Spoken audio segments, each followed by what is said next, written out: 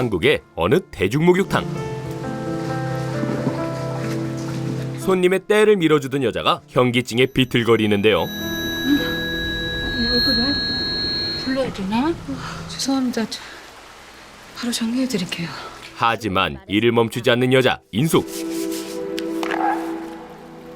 사장님은 그런 인숙을 칭찬했죠. 아주 손님들이 자기만 찾는다고 난리야. 젊어서 힘이 좋다고. 자, 우리 에이스. 감사합니다. 이거 맛있게 마시고 화이팅! 이때 다른 세신사 아주머니들이 시비를 거는데요. 세대도 너무하잖아. 머리수대로 돈 떨어지는 거 다 알면서 악착같이 혼자 다 헤쳐먹고 뭘 꼬라봐. 너 한 대 치겠다. 그러나 인숙도 당하고만 있지는 않았지요. 아귀 힘이 좋다고 저더러 해달라는데 어떻게 해요? 네? 아니야. 언니 지금 뭐 하는 거예요? 이 와중에도 현기증은 이어졌고 잠시 후 퇴근하고 돌아간 집. 아가 밥 먹으라. 알았어. 할머니가 인숙에게 잔소리를 하는데요. 왜 자꾸 때밀이를 한다 우리야 젊은 것이. 그 딴 거 좀 해야. 그거 말고 할 거 없어. 있어. 그런데 갑자기 속이 뒤집히고 이에 인숙은 생수를 사러 나갔지요. 뭐요? 왜 그려? 어디 갈라냐고. 생수 사러. 응? 저런 저씨. 아유. 같은 시각 이웃집에서 뛰어나오는 남자와 아이. 뭘 살려줘 이 미친년아! 내 핸드폰 손대지 말랬지! 쫓기던 아이는 인숙에게 도움을 청하는데요. 뭘 도와줘 이씨! 이거 봐라 아유 진짜 몰라? 아 이게 미쳤나 진짜 이씨! 겨우 알아차리고 이어폰을 벗는 인숙. 아저씨야 내 건데? 뭐야 내 거니까 뭐 하는 거야? 야 이후 인숙은 아이부터 감쌌지요. 아저씨 뭐야 나 얘 아빠야 근데 너? 아빠가 뭐? 그녀는 아빠로부터 아이를 지키는데요. 하산아!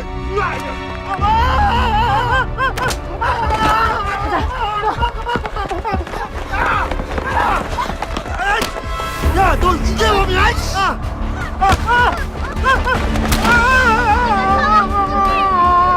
그렇게 겨우 도망친 두 사람. 거기 앉아! 하지만 아이는 경찰에 신고를 원하지 않았지요. 힘들게 도망쳐서 이사 왔는데 아빠라고 집 주소 가르쳐준 것도 경찰이야. 미안해. 네. 언니가 왜? 못 들었어. 어? 못 들었다고. 이때 자신의 비밀을 말해주는 인숙. 나 잘 안 들려. 가까운 거리 안에서는 얼추 들리거든. 근데 그 이상은 입 모양을 봐야 알 수 있어. 그 고함 소리. 살려달라는 비명. 못 들었어. 그리고 인숙은 아이를 지켜주기로 결심했는데요. 내가 지켜줄게. 가자.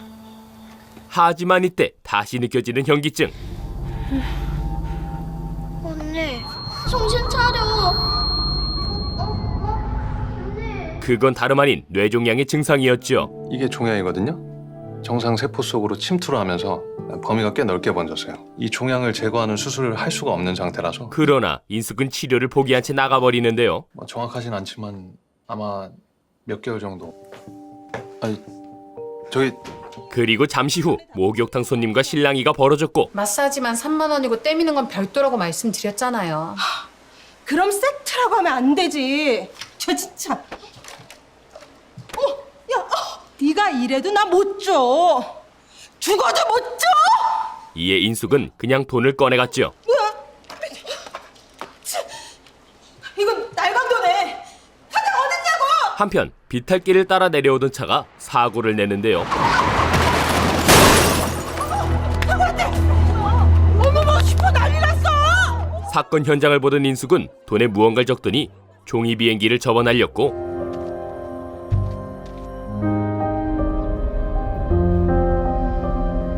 이후 일을 그만두겠다 말했죠. 저 이제 관두려고요. 그 사이 난리가 난 사고 현장. 운전자가 변속기를 주행 상태 뒤로 놓고 시동을 끄고 갔어. 주차 브레이크도 작동시키지 않은 상태고. 아 완전 미쳤구만 어? 이때 한 남자가 인숙이 날린 돈 비행기를 줍는데요.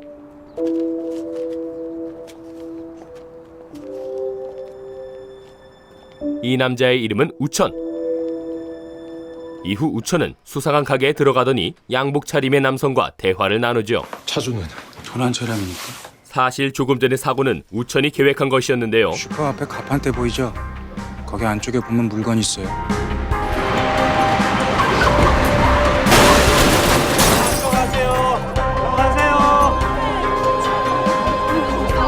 죽은 남자는 약을 사고 팔던 범죄자였죠. 근데 그럼 약구하고 다닌 거는 어떻게 알았어? 아 이제 그 동네에 약줄 다 끊기겠지 뭐. 한편 술자리에 나온 인숙. 얘 안 올 줄 알아. 어디든 끼고 싶어서요. 잘했어. 그래 우리 인숙이를 위해서 한잔해. 조용히 술을 마시던 인숙은 그런 말을 하잖아요. 죽음을 앞두면 뭔가 깨달은 것처럼 하고 싶은 거 하기에도 인생이 짧다. 근데 난 하고 싶은 게 없네. 신문에서 우연히 호스피스 광고를 발견했고 다음 날 하루 종일 쓸데없는 짓을 하고 자빠졌어. 할머니 저번에 여기 머리 찍혔잖아. 갑자기 할머니에게 해외여행을 가겠다 말하는데요. 여행 좀 다녀오려고? 몇 개월쯤. 여행? 어디를? 외국. 그렇게 할머니를 뒤로하고 떠나는 길. 공항버스인데 왜? 네가 처음 가는 여행인데 나가 이거는 꼭 해주고 싶어서. 하지만 그녀가 도착한 곳은 해외가 아닌 어느 시골 정류장인데요. 바로 신문에서 본 호스피스를 찾아온 거였죠. 그렇게 인숙이 도로를 걸어가는데 이때 옆을 스쳐 지나가는 차 한 대. 차에 타있던 여자는 댓글로 인숙을 알았는데요. 뭐가 있었다는데? 귀신? 다시 가봐. 인사 좀 하게. 오케이. 고.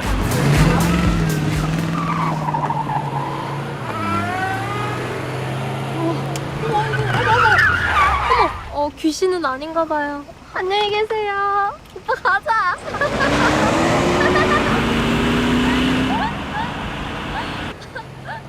인숙은 그녀가 떨어뜨린 손수건을 주웠고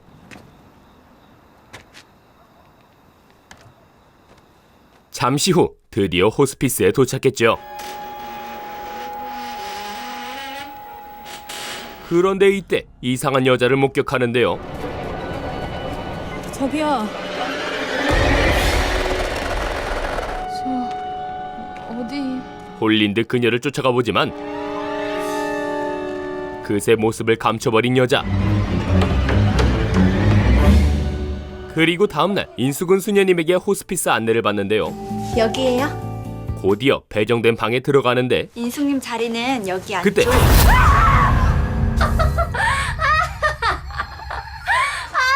웃겨. 서프라이즈. 놀랍게도 어제 봤던 여자가 병실에 있었지요. 이거 내 건데? 저기 이거 네 거 아니지?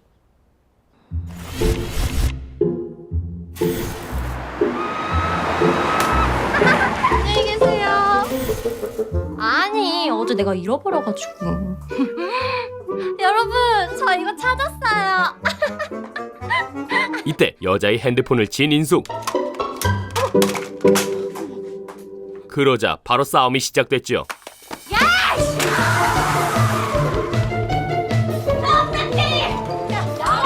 알았어.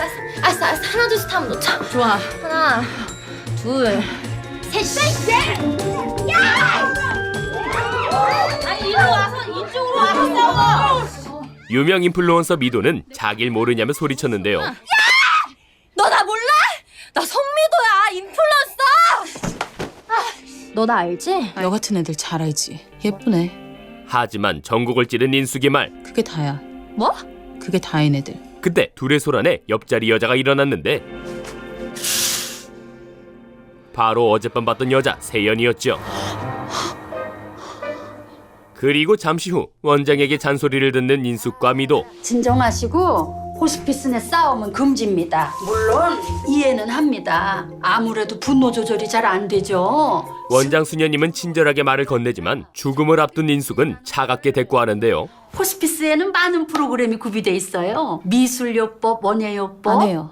곧 죽을 건데 무슨 치료를 해요? 그럼 뭐 하고 싶은데요? 시간이 가는 걸 즐기게 보기만 하면서 버리고 싶어요. 그리고 다음날 파티 준비가 한창인 호스피스. 원장님, 제가 할게요. 아, 괜찮은데. 냉큼 드시네. 이 정도로 안 되는데. 이 와중에 미도는 따로 파티를 준비했죠. 나 여기 오고 처음 하는 오픈하우스잖아요. 다들 오겠다고 난리인데 이것도 그나마 추린 거예요. 나는 그냥 야외 테라스에서 따로 할게요. 인원도 많고 테이블하고 꽃만 세팅하면 될 것 같은데. 아, 내가 스테이크도 따로 좀 주문했거든요. 하지만 미도를 찾아오는 사람은 아무도 없었는데요. 시한부일 같은 거 써가지고 걔 지금 인기 많아. 근데 왜 아무도 안 와? 너무 불쌍하다. 야, 우리가 더 불쌍해. 미도는 SNS로 친구의 파티를 확인했고 여러분, 제 SNS 보셨죠? 파티 준비 진짜 많이 하고 있어요. 안녕.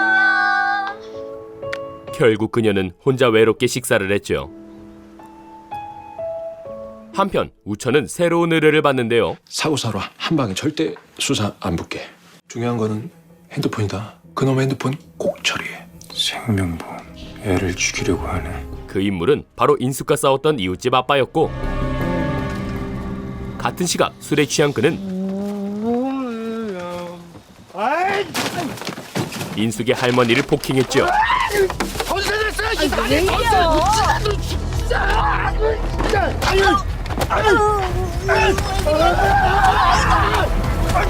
할머니는 겨우겨우 인숙에게 전화를 거는데요. 할머니, 얼굴 왜 그래? 사나의 애비 그 자식이 왜? 집에 오는 뒤 다리 위서 냅다 사랑을 후지려 패가지고 신고 안 했어? 돈가루를 보니까 맛이 갔어. 이 와중에 할머니는 아이 걱정을 했고 괜히 건드렸다가는 사나 어찌게 할까비 예감이 안 좋다. 애 엄마도 없고 애라도 데리고 오고 싶은데. 전화가 끊기자 인숙도 자책을 했죠. 지켜준다고 했는데, 내가 지켜준다고 했는데. 이에 미도와 세연이 무슨 일인지 묻는데요. 아니, 내가 차로 데려다 줄게. 어떤 미친놈이 노인을 저렇게 패. 동네에 사는 남자, 그 집에 애가 있어. 아이가 있어. 아이는 항상 집 밖을 서성대. 집이 가장 위험하니까. 하지만 번번이 돌아오는 건 아빠야. 그런데 사연을 들은 세연이 의미심장한 말을 하죠. 어차피 우린 죽는데 누군가를 죽여서 누군가를 살릴 수 있다면 한 사람만 데려가면 어때? 그러자 인숙은 무언가를 결심한 듯 발걸음을 옮기는데요. 야, 너 혼자서 못 가라고. 그러는 동안 이웃집에서는 아빠가 약물을 탄 우유를 아이에게 먹이려 하는데 야, 너 이거 하얀 우유 좋아. 아, 잠깐만. 빵 좋아한다. 빵도 있고 우유도 있고. 하나야. 응? 하얀 우유 좋아하잖아. 마셔. 원샷. 싫어. 이때 뿌리치고 도망간 아이 사나. 사나는 아빠를 피해 몸을 숨겼죠. 새끼 같은 진짜.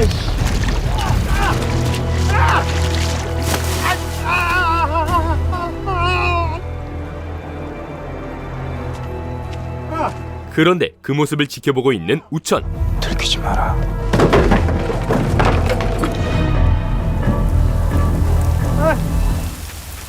그때 벨소리 때문에 사나의 위치가 들통나게 되고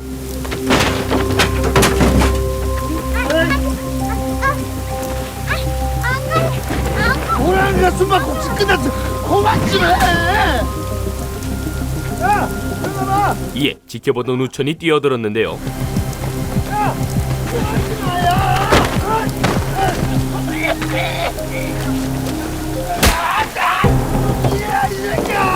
그런데 이때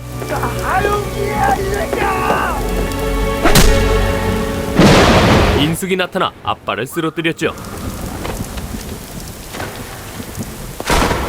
하지만 미도는 살인 사건에 연루된 데 혼란스러워하고 어떡해. 진짜 죽은 거야? 아니야. 아직 안 죽었을 거야. 빨리 119. 안 돼. 하지 마. 심지어 목격자까지 있자 패닉에 빠지는데요. 너 뭐야? 목격자인데요. 이건 사고야. 우리 진짜 죽이려고 한 건 아니잖아. 그러자 조언을 해주는 우천. 호흡을 확인해보자. 건드리지 마요. 제대로 처리할 수 없다면 시체를 옮기는 게 더 위험해요. 이쪽으로 나가는 게 좋아요. 골목 지나서 작은 슈퍼 쪽으로 끼고 들어가는 지름길이고. 이에 인숙은 우천에게 따라오라고 말했죠. 일단 애부터 챙겨야 되니까 따라와. 그러나 잠시 후 인숙은 우천의 수상한 점을 짚었고 애는 이 집에 맡겨도 내가 얘 아빠 죽이는 거 봤는데. 아빠인 거 어떻게 알았어? 이어서 미도와 세연도 우천을 몰아세우죠. 너 계속 사나 지켜보고 있었던 거 맞잖아. 왜 지켜보고 있었어? 너 애 아빠랑 아는 사이야? 그냥 피차 못 본 걸로 하죠. 그럼 살려줄게요. 신고하고 싶으면 어디 한번 해봐. 그렇게 우천은 사나를 데리고 인숙의 집에 들어갔는데요. 아이고 다행이다. 다행이요. 그리고 집에 놓인 인숙의 사진을 뚫어져라 쳐다봤지요. 우리 손녀딸 예쁘네요. 이삐기는 그 순간 문득 떠오르는 원래의 임무. 중요한 거는 핸드폰이다. 그놈의 핸드폰 꼭 처리해. 우천은 다시 현장으로 가게 되고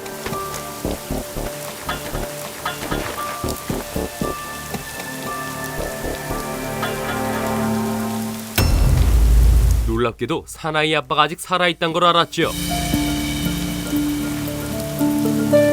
한편 미도는 알리바이를 만들기 위해 파티장으로 이동했는데요. 여긴 왜 온 거야? 알리바이. 우린 2시간 전부터 여기 파티에 있었던 거야. 이후 파티에 어울리는 옷까지 나눠주죠. 이거 입어. 그렇게 옷을 갈아입고 파티장에 들어가는 세 여자. 사진도 찍으면서 열심히 알리바이를 남기는데요. 야, 뭐해? 그런데 파티 주최자가 미도를 쫓아내려 하고 우리 나중에 따로 보자. 너네 부모님 비투 때문에 난리 나고 고소까지 당하고. 나 지금 우리 아빠한테 완전 찍혔어. 얼룩 하나만 묻어도 박살나. 친구가 아니라 얼룩이구나. 케이크 나왔습니다. 그 순간 열받은 세연이 소란을 일으켰죠.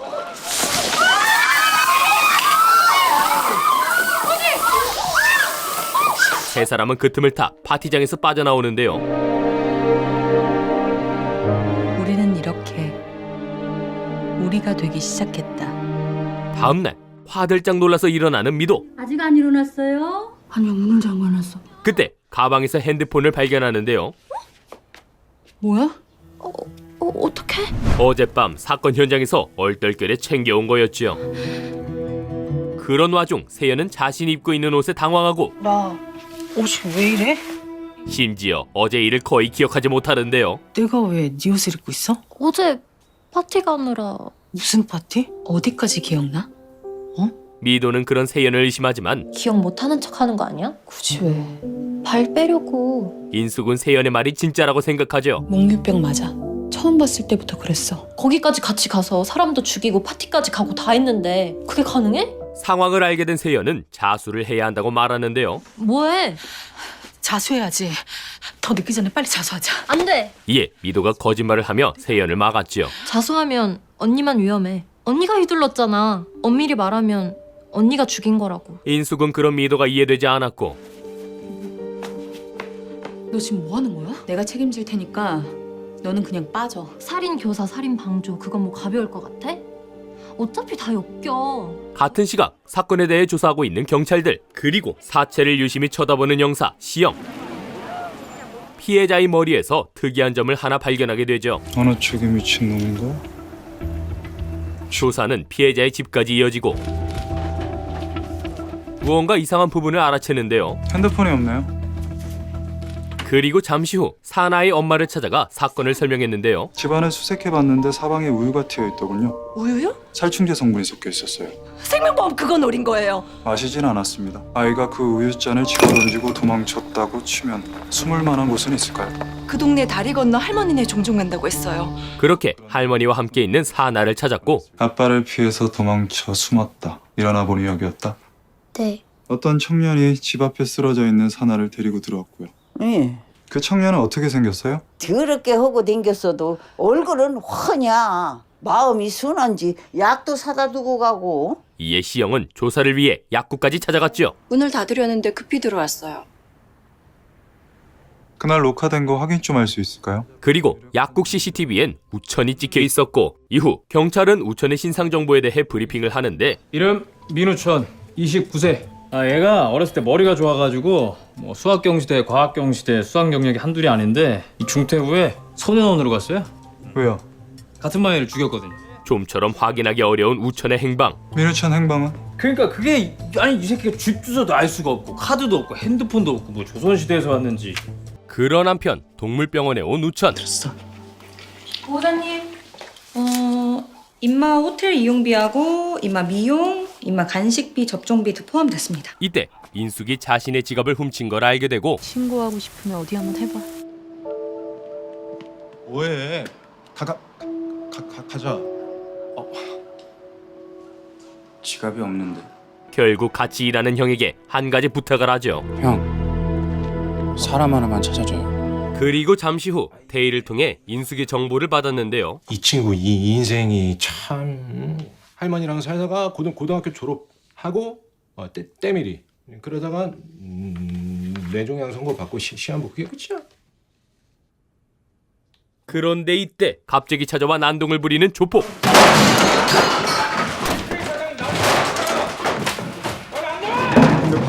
바람 좀 쐬고 와.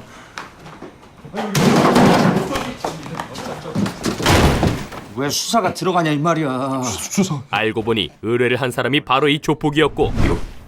윗선이 개입된 거냐. 사고사로 한 방에 절대 수사 안 붙게. 잡음 없이 한 주에 사고사로 종결되게 그러라고 큰 돈 준 거 아니야? 뒤이어 경고를 하며 떠나는데요. 핸드폰 그거 어떻게 처리인지 확실해. 이거 윗선에서 알면은 너 죽고 나 죽고 우리 싹 다 죽는 거야. 인숙의 개입으로 변수가 생긴 거였죠. 뭐가 어떻게 된 거야? 변수가 있었어. 그게 변수야? 처리할게요. 변수는 제거해야 된다. 그리고 잠시 후 우천은 인숙을 찾아 호스피스에 왔는데요. 내놔. 내 지갑. 뭐? 내놓으라고 내 지갑. 정확히는 지갑 속 사진을 찾으러 온 거였죠. 내놔 이조벨. 어? 사진 속 여자애. 그게 누군데? 몰라. 모르는 외국인 사진은 왜? 모르니까 상상할 수 있잖아. 어떻게 살았는지 얼마나 행복했는지 뭐 그런 거. 사실 그 사진은 어릴 적 엄마에게 받은 거였는데요. 누구야? 몰라. 벼룩시장에서 사진들을 팔더라? 그냥 이 사람 인생을 상상하다 보면 무서운 생각은 없어지더라? 행복해 보여. 너 줄게. 하지만 우천의 과거를 모르는 인숙은 사진에 대해 막말을 했고 이조벨은 아마 나 힘들게 살다가 죽었을 거야. 이에 우천도 화를 내는데요. 네가 뭘 알아? 네가 뭔데? 너 다 풀어버릴 거야. 너네 할머니한테 가서 너 여행 간 거 아니라고. 너 죽는다고. 너 말하기만 해봐. 그러니까 내놔 내 지갑. 그 순간 우천을 내리친 미도. 나 버릇됐나 봐. 저기. 그렇게 우천은 호스피스의 창고에 묶였고 이후 미도는 핸드폰부터 처리하려 하죠. 빨리 핸드폰부터 처리하자. 어떻게? 저 할머니 집. 그게 제일 자연스럽잖아. 자신이 할머니의 집에 다녀오겠다고 하는데요. 내가 몰래 다녀올게. 그동안 너는 무조건 저놈 잘 지키고 있어. 알았지? 그렇게 미도는 할머니의 집을 찾아가고 잡동사니 사이에 휴대폰을 숨겨놓는데요. 그리고 혼자 남은 인숙은 묶어둔 우천을 확인하러 창고에 갔죠. 하지만 우천은 창고에 없었고 잠시 후 자원봉사 중인 우천을 발견하는데요. 안 힘들어요? 뭐가 어떻게 된 거야?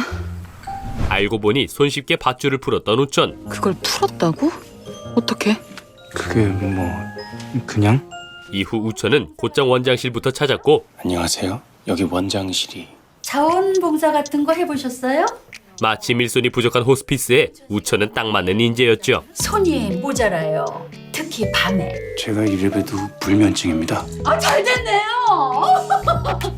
그렇게 호스피스의 자원봉사자가 된 거였고 우천은 호스피스 인기남이 되는데요. 인숙은 그런 우천을 경계했죠. 그날 밤 우천과 한아이와의 대화를 엿들은 인숙. 사람이 보통 어떨 때 첫눈에 반하지? 어떤 장면에서 반했는데요? 뭔가를 들고 누군가를 막 그리고 후드를 휙 봤는데 비가 쏴 내리고 근데 그 장면이 떠오르면은 가슴이 물컹하는 느낌이 들어. 우천의 마음을 조금씩 눈치채기 시작하지만 나를 좋아한다고? 도저히 이해가 되질 않죠. 사람을 죽이는데 안 했다고? 이상한 놈이다. 이후 인숙이 자리를 뒤지던 우천. 그때 인숙의 인기척을 느끼고 침대 아래에 숨는데요.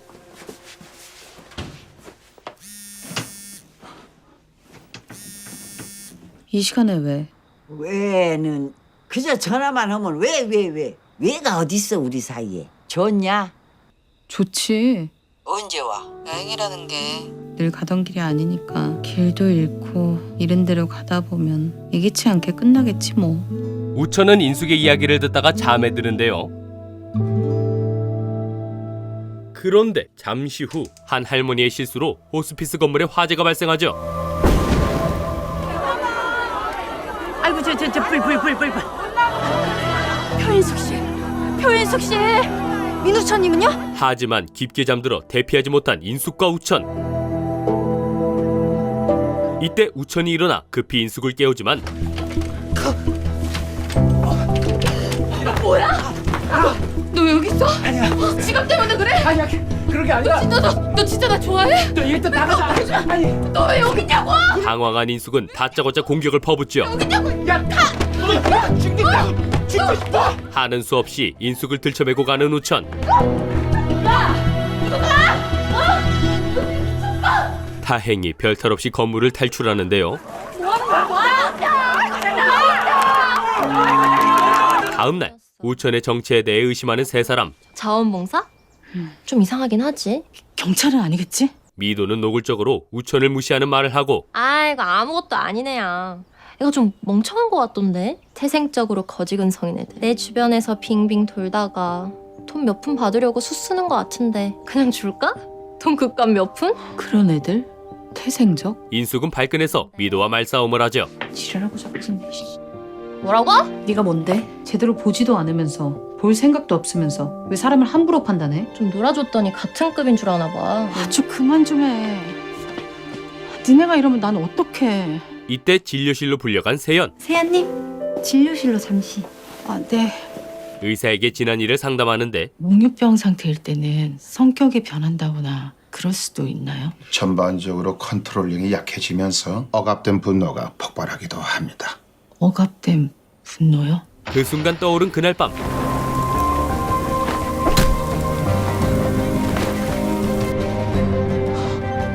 결국 세연은 자신이 죽인 게 아니란 걸 알게 됐죠. 내가 죽였어야 했나? 내가 죽인 걸로 해야 되나? 아니 그게 그러자 미도는 오히려 세연에게 책임을 떠넘기는데 사실 애초에 언니가 먼저 제안한 거잖아. 뭐? 죽는 김에 나쁜 놈 하나 데리고 가자고 언니가 먼저 그런 거잖아. 그 말에 인숙이가 나선 거고. 그건 기억 안 나? 한편 어느 동물병원에 연락을 받은 시영. 바로 우천의 개가 맡겨진 동물병원이었는데요. 그러니까 이 개의 보호자란 말이죠? 네. 조사를 통해 이곳을 알아낸 시영이 우천에 연락이 오면 알려달라고 당부한 거였죠. 아무 말씀하시고 그냥 전화가 오면 바로 연락 주세요. 그렇게 전화를 추적해 호스피스 위치를 알아냈고 동물병원으로 관련 전화 발신 추적해보니까 호스피스. 곧장 출동해 호스피스를 포위하는데요. 모든 출입문 통제하고 쥐새끼 한 마리 못 나게 봉쇄한다. 시영은 혼자서 우천을 찾아 들어가죠. 아, 들어가게 혼자? 네. 그 시각 우천은 인숙이 돌려주는 지갑을 순순히 받지 않는데요. 뭐해? 가져가라고. 여기 와서 나 피 말리는데 재미 붙인 것 같은데 나는 재미가 없네. 나머지 두 사람은 내버려둬. 내가 죽였으니까. 우천은 인숙에게 사람을 죽인 이유를 묻죠. 왜 그랬는데? 어차피 죽으니까. 죽는 김에 누구 하나 데려가자 싶어서. 그때 시영이 들어왔고 하필 이때 인숙이 자수하겠단 말을 하려는데 그러니까 갖고 꺼져. 갑자기 무슨 소리야? 자수한다고. 내가 죽였... 그 순간 우천이 급히 인숙의 입을 막았죠.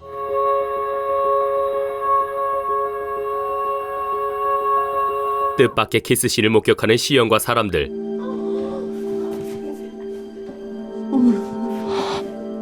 인숙은 끝나자마자 우천을 밀쳐버리죠.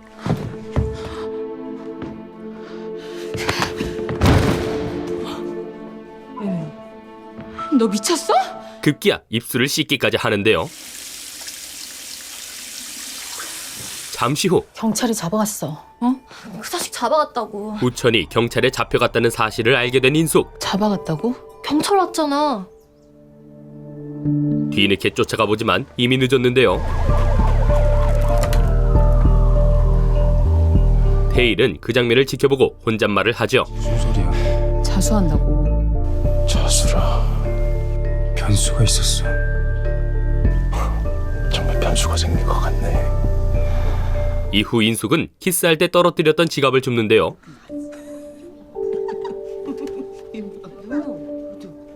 얼마 뒤 모인 세 사람. 어떻게 꼬리가 잡힌 거지? 우천이 목격한 걸 말하진 않을까 노심초사하는데 이제 어떡해. 잡혀간 이상 불 거 아니야. 불지 않을지도 몰라. 무슨 말을 하고 있었던 건데? 내가 자수한다고 말하고 있었어. 내 뒤로 경찰이 오고 있는지는 몰랐어. 아마 내 입을 막으려고 했던 것 같아. 인숙은 우천이 자신을 보호하려 했던 것을 알아차렸죠. 잠깐만. 그럼 널 보호하려고 키스를 했다고? 그게 말이 돼? 그런 한편 그러니까 지나가던 길에 아이가 쓰러져 있었다. 그래서 불 켜진 집에 아이를 데려다 줬다. 시영은 우천을 취조하기 시작하고 아이가 들고 있던 핸드폰 못 봤어요? 아이는 쓰러졌고 아이 아빠는 쓰러진 아이를 두고 갑자기 어디론가 사라진 사이 민우천 씨가 아이를 옮겼고 그 다음 다시 돌아온 아이 아빠를 누군가 죽였다는 얘기가 되네요.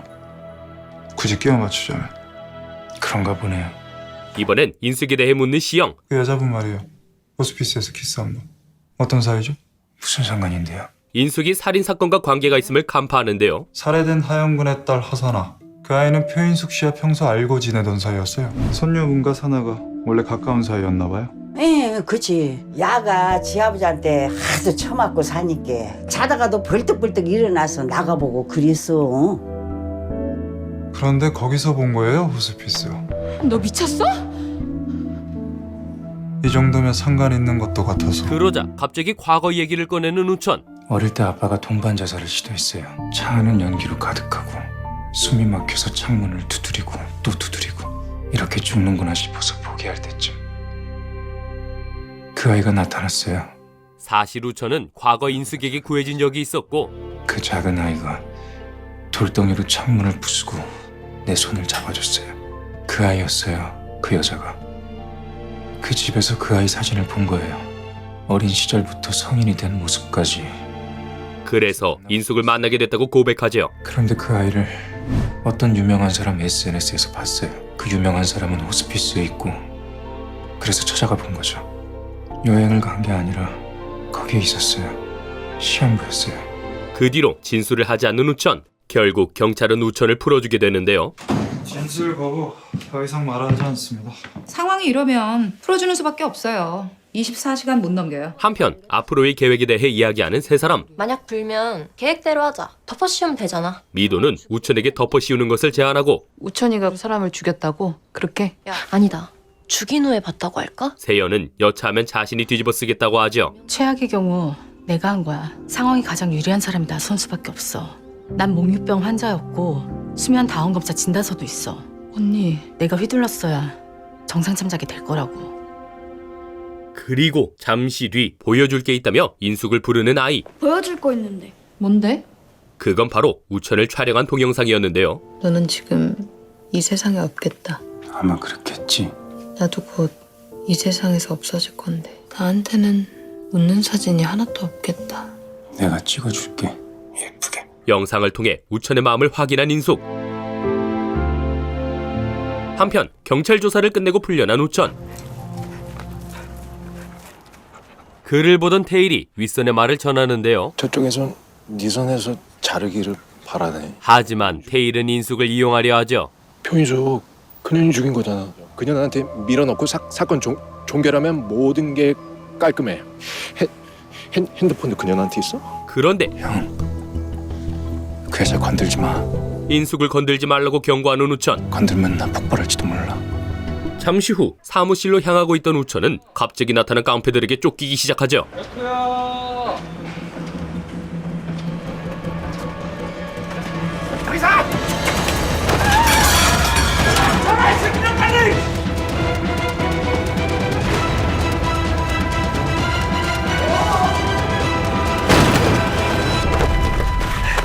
잘 도망가는 듯 하던 그때 어쩔 수 없이 육탄전을 펼치는데요. 그 순간 정신을 잃고 마는 우천. 얼마 후 우천은 정체 모를 장소에서 정신을 차렸고 너무 오래 잔다 이런 상황에. 뒤에서 그러는 건 치사하지. 조폭은 핸드폰에 행방을 묻죠. 핸드폰 어쨌어? 설마 그것마저 픽셀해낸 건 아니겠지? 그리고 우천에게 자수할 것을 강요하는데요. 증거를 만들어서 밀어붙일 수도 있었어. 근데 너를 위해서 자수를 권유하는 거야. 한 2년 살고 나올 수 있게 내가 손 써둘게. 하지만 나 걔 있어. 그럼 걔를 누가 돌보냐고. 그날 밤 호스피스를 산책하던 인숙. 곧 필사적으로 탈출한 우천을 만나는데요. 인숙은 깜짝 놀라 우천에게 다가가고 너 괜찮아? 너 왜 이래? 우천은 인숙에게 기대 쓰러지는데요. 잠시 후 호스피스에서 간호를 받게 된 우천. 이거 사시미 칼인데. 근데 왜 아무것도 안 물어봐요? 별거 아니니까 나왔겠지. 이때 미도가 다른 사람들을 몰아내고 저기 우리는 인간적으로 좀 빠져줘야 되지 않을까요? 이 둘이 아직 현재 진행 중인 스토리가 좀 있고. 그래. 인숙과 우천은 단둘이 대화를 나누게 되죠. 어떻게 된 거야? 안 불었어? 왜?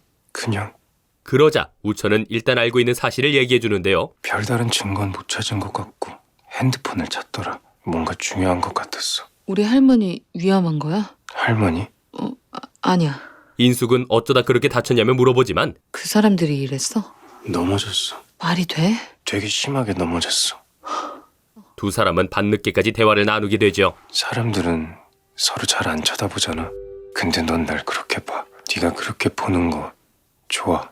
가끔 잘 안 들릴 때마다 사람 얼굴 보는 습관이 생겼거든. 네 표정은 모두 슬퍼. 그래서 내가 자꾸 방심하게 돼. 그리고 다음날 나 여기서 잔 거야? 아니 우천이는 어디 갔어? 인숙이 잠든 사이 어딘가로 사라진 우천. 그가 호스피스를 나와 향한 곳은 다름 아닌 할머니의 집이었는데요. 핸드폰을 찾더라. 우리 할머니 위험한 거야? 우천이 이곳에 온 건 바로 핸드폰 때문이었죠. 한편 태일은 인숙에게 접근하고 안녕하세요. 우천이 형인데 급한 일이라서 불러달라고. 이쪽으로. 아무도 없는 작은 차로 그녀를 유인하는데요. 타세요. 우천이 대체 어디 있는데요? 조금만 가면. 저 그냥 여기서 기다릴게요. 이때 수상한 낌새를 눈치챈 인숙을 강제로 납치해버리죠.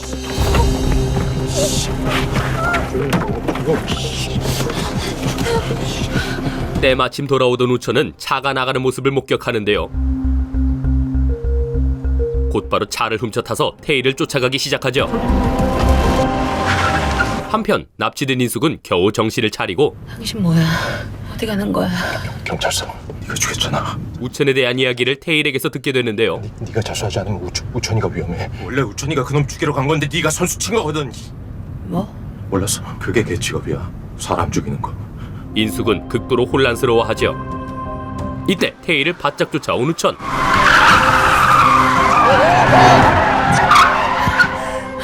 차에서 내린 태일은 우천을 만류해보지만 우천아, 이거 다 널 위해서야. 이러다 네가 죽어, 이 새끼야. 쟤가 죽어야 네가 산다고. 우천은 말을 듣지 않죠. 비켜.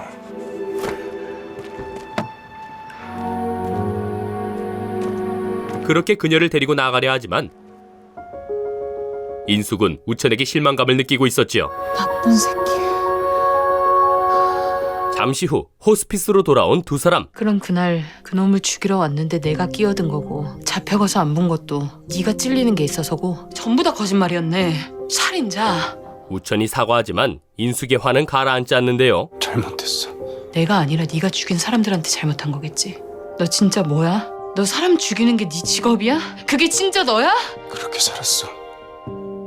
한편 핸드폰의 신호를 추적하고 있던 경찰. 핸드폰을 누군가 가져갔다. 잠깐 희미하게 신호가 켜졌다 꺼진 것 같아요. 누군가 그걸 갖고 갔다는 거죠. 그 시장동 근처 CCTV를 다 확보했는데 거기가 워낙 후미진 곳이라 몇몇 가게들은 CCTV가 아예 없어요. 확인해 봅시다.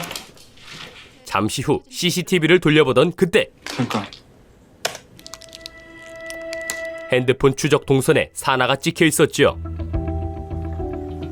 이에 사나를 찾아간 시영. 그 핸드폰이 있는 걸 왜 말 안 했어? 아저씨 연락처도 모르는데요? 사나는 핸드폰을 쓰레기장에 버렸다는데요. 물에 젖어가지고 켜지지도 않고 그래서 버렸어요. 어디다? 시장통 쓰레기장이요. 그런데 어째선지 인숙의 손에 있는 핸드폰. 사실 어제 인숙은 미도에게 핸드폰을 숨긴 곳을 물었고 너 핸드폰 어디 뒀어? 고물들 있는데 그 비디오랑 테이프들 사이에 숨겨놨는데. 왜 그러는데? 경찰이 그걸 찾는댔어. 어? 일단 내 눈으로 직접 확인해봐야겠어. 경찰의 수사에 불안해져 할머니 집에 갔었는데요. 하지만 미도가 숨긴 장소에 없었던 핸드폰. 그때 언니였지? 알고 보니 그날 밤 인숙을 봤던 사나. 미안해. 내가 죽였어. 사나는 인숙의 선택을 이해했는데요. 괜찮아. 내가 100번은 말했잖아. 아빠가 없어졌으면 좋겠다고. 그렇게 사나 덕분에 경찰보다 먼저 핸드폰을 챙긴 인숙. 그리고 잠시 후 우천을 마주치는데 어디가? 나가려고? 나한테 말 걸지 마. 이제 너만 보면 사람 죽이는 장면밖에 생각이 안 나. 인숙은 그에게 살인으로 잃은 걸 물었죠. 사람을 죽이면 뭔가 하나를 잃는 거야. 너는 얼마나 잃었을까? 그러자 우천이 답하는데요. 아무것도 없었어. 그래서 어쩌면 악착같이 그 이유를 찾았는지도 몰라. 그래도 결국은 사람을 죽인 거야 내가. 그리고 인숙에게 마음을 고백했죠. 그래서 너무 무서워. 어떻게 해도 돌이킬 수 없다는 게, 용서받을 수 없다는 게, 이런 내가 널 좋아하면 안 된다는 게. 하지만 인숙은 우천을 밀어냈고 나는 이제 네가 무서워. 꺼져. 내 눈앞에서 사라져. 그렇게 두 사람이 틀어진 다음 날 우천이 자원봉사를 관뒀다는 소식을 듣는데요. 우천이는 어디 갔어? 관뒀잖아요. 어젯밤에 나갔어요. 이에 인숙은 우천이 남기고 간 짐을 찾아봤고 이게 우천 아저씨 짐 전부예요. 짐 속에서 우천의 옛날 사진을 발견했죠. 그 순간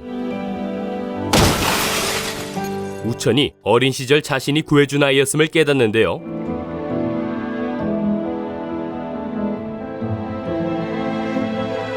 이에 급히 뛰어가는 인숙. 언니! 곧이어 호스피스를 나가던 길에 태희를 마주쳐 우천을 물었죠. 우찬이 어딨어? 그런데 자수하러. 어? 알고 보니 자수를 하기 위해 호스피스를 떠났던 우천. 나 자수할 거야. 이제 죄값 치르려고. 너는 그 애를 몰라. 그 애가 어떻게 살았는지. 행복하진 않아서도 그냥 살던 대로 사는 게 안전했을지는 모른다고. 같은 시각 경찰서에서는 우천이 범인인지 확인하기 위해 이것저것 캐묻는데요. 민호찬 씨가 휘두른 골프채가 어떤 것이죠? 모양을 잘 살펴보세요. 모르겠어요. 너무 어두웠어서. 주변에 보이는 골프채를 휘둘러 하용군을 죽였습니까? 네. 이때 우천의 증언에서 오류를 찾아내는 시영. 사인은 지식산다. 이에 경찰은 사건의 진짜 범인이 우천이 아님을 직감하게 되죠. 골프채와 채송화 사이 누군가 하용군의 목을 조른 겁니다. 민호찬은 그 사실을 모르고 있었고. 이후 우천은 불구속 수사로 풀려나게 되는데요. 불구속 수사 진행할 겁니다. 그때 자수하기 위해 왔다는 인숙. 너 여기 왜 왔어? 자수하러. 왜? 왜? 내가 죽였으니까. 그 남자가 그렇게 죽이고 싶었어. 사나, 내가 지켜준다고 했어. 근데 나는 곧 죽는데 그 애는 살아야 하잖아. 그러자 우천은 자신에게도 시간을 달라고 이야기하죠. 그럼 나한테도 시간을 좀 주면 안 돼? 잠시 후 함께 길거리를 걷는 두 사람. 인숙은 어린 시절 기억에 대해 말을 꺼내는데요. 나 전에도 네 목소리 들은 적 있어. 괜찮아? 괜찮아. 그녀의 말에 놀라는 우천. 알고 있었어? 왜 말 안 했어? 자신이 없어서 네가 날 살린 거 후회하게 될까 봐. 이에 인숙은 우천에게 당부하는 말을 하죠. 나 후회 안 해. 아니, 안 하게 해줘. 너는 살아야 하잖아. 그러니까 이제는 다르게 살아. 잘 살아줘. 이후 평범한 사람처럼 데이트를 즐기는 두 사람. 떡볶이 하나, 나 오뎅도. 오뎅, 튀김. 그리고 그날 밤 버킷리스트를 모두 이뤘다는 인숙. 나 이제 괜찮아. 버킷리스트 같은 거 있잖아. 나 오늘 그거 다 했다. 별거 없는데 별거 있더라. 너랑 해서. 곧이어 자신의 범행을 자수하겠다고 말하는데요. 나 자수할 거야. 나는 몰랐어. 그날 네가 거길 다시 돌아가서 목을 졸랐다는 거 몰랐어. 그런데 목을 졸랐다니? 그게 무슨 말이야? 목을 조른 건 인숙이 아니었죠. 너 아니구나. 너도 아니고 나도 아니었어. 그 남자 그땐 살아 있었어. 쓰러져 있는 그 남자 목을 누군가 조른 거야. 대체 누가? 그렇게 둘은 진범이 따로 있단 걸 알았고 잠시 후 두 사람은 호스피스로 돌아왔는데요. 때마침 불꽃놀이 중이던 호스피스. 언니! 폭죽을 구경하던 중 사나와 만나는데 너 여기 어떻게 왔어? 지금 많이 늦었는데. 택시 타고 갈 거야? 너가 돈이 어딨어? 나 돈 있어. 아빠 시계 팔았어. 그 순간 놀라운 사실을 알게 됐죠. 혹시 파란 시계? 응. 그거 어디서 났는데? 엄마가 갖고 있던데? 엄마가? 사건 당일 우연히 쓰러진 남편을 발견했던 사나의 엄마.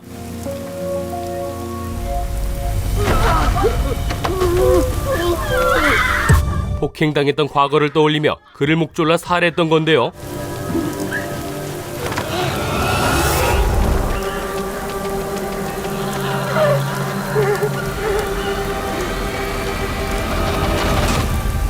진범이 사나의 엄마라는 사실을 알게 된 인숙. 사나 엄마라고. 그놈이 쓰러져 있을 때 분명히 봤어. 손목에 시계가 있었어. 그래서 어떻게 하려고? 과연 인숙은 어떤 선택을 하게 될지. 사나 엄마가 잡혀가면 사나는 혼자 남아. 시한부 선고를 받은 여자와 살인 청부업자가 같은 살인사건에 휘말리며 삶의 의미와 사건의 진상을 찾아가는 이야기. 한 사람만이었습니다. 오늘 소개해드린 작품 한 사람만은 2022년 JTBC에서 공개된 16부작 드라마로 각자의 사정으로 죽음을 앞둔 세 여자가 죽기 전에 나쁜 놈 한 사람만 데려가려다가 진짜 소중한 한 사람을 발견하게 되는 휴먼 멜로 드라마인데요. 저마다 깊은 상처를 품고 있는 사람들이 예정된 죽음을 마주하고 자신의 인생을 되돌아보면서 삶을 살아가는 진짜 이유에 대해 생각하게 합니다. 처절한 상황에 놓여 있음에도 평범한 생존과 사랑을 찾는 등장인물들을 통해 우리가 누리는 일상적인 행복이 누군가에게는 꿈만 같은 것일 수 있음을 알게 되는데요. 죽음이라는 다소 무거운 주제를 통해 인생의 진짜 의미를 재조명하는 이야기 한 사람만 결코 놓치지 않으시길 바라며 지금까지 드림텔러였습니다.